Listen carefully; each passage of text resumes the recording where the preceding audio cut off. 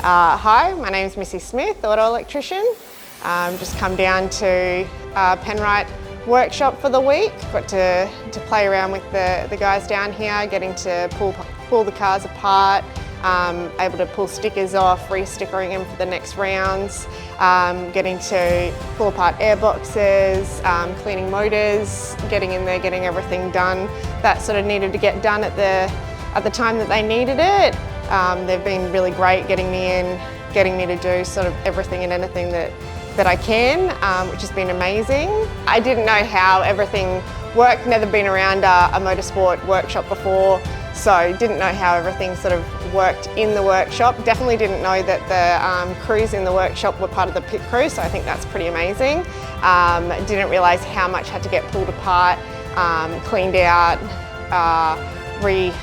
fixed, or making sure there was no cracks or anything in the chassis or pretty much any part of the car. It's a big job in between rounds, which I don't think people realise exactly what goes into it, but definitely learn a lot about how they go about dismantling, reassembling and getting ready for each round.